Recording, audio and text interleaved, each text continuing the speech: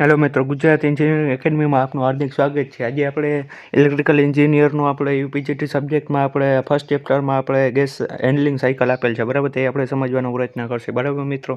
હવે આપણે ચાલુ કરીએ. આનું આપણે શું છે પાવર પ્લાન્ટનું મહત્ત્વ.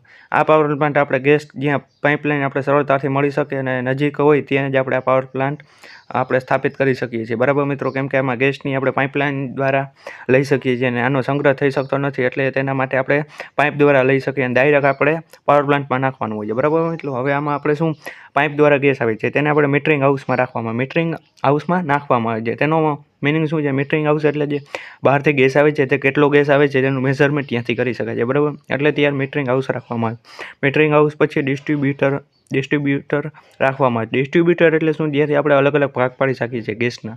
ત્યાંથી અલગ અલગ આપણે જેટલા બોઇલર હોય તેટલા આપણે ત્યાંથી ભાગ પાડી શકીએ છીએ. આમાં આપણે 3 બોઇલર રાખેલ તો આપણે આમાં 3 વાલ્વ રાખ્યા છે, બરાબર મિત્રો. હવે એ વાલ્વનું મહત્વ શું છે? ગમે ત્યારે કારણોસર બોઇલરમાં કંઈ નુકસાન થયું તો આપણે ગેસને બંધ કરવા માટે આપણે આ વાલ્વનો ઉપયોગ કરી શકીએ, બરાબર મિત્રો. પછી શું આવે? મીટર આવે. મીટર શું છે? આપણે કે આપણા પાઇપમાં કેટલું આપણે ગેસ જાય છે ત્યાં સુધી આપણે મેઝરમેન્ટ કરી શકાય છે, એટલે ત્યાં આપણે મીટર આપવામાં આવે છે. તે મીટર આપણે ખબર પડે કે આ પાઇપમાં આટલો ગેસ જાય છે, તો આપણે એને મેઝર કરવા માટે ત્યાં મીટર આપેલો હોય છે, બરાબર. પછી શું આવે છે?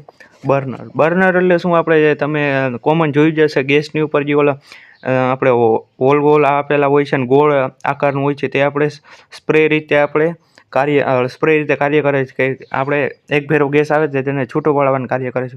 તે માટે અહીંયા પણ બર્નર લગાડવામાં આવે છે, કેમ કે એક ધારો ગેસ નાખશી તો આપણે કંઈ કામ નહીં આવે. તેને આપણે છૂટો રાખવા માટે આપણે બર્નરનો ઉપયોગ થાય છે, બરાબર મિત્રો. તમને બર્નરનું ખબર હશે, કેમ કે આપણે ઘરે ગેસ હોય તેમાં હોય છે બર્નર, બરાબર મિત્રો. તો તેમાં બર્નર લગાડીને પછી બોઇલરમાં લગાડવામાં આવે છે. પછી બોઇલરમાં આપણે સ્પ્રે આ ગેસ એમાં નાખવામાં આવે છે સ્પ્રે દ્વારા.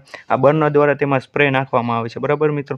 કે તેના દ્વારા આ બર્નર દ્વારા તેમાં આપણે ગેસનો સ્પ્રે કરી શકાય છે, બરાબર મિત્રો. ત્યાર પછી આપણે બોઇલરનું કાર્ય આપણે આગળ તમને સમજી ગયા હશો.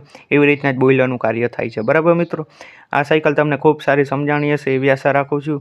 Thank you. Gujarat engineering academy subscribe કરો, લાઇક કરો અને બેલ આઇકન દબાવો, બરાબર મિત્રો.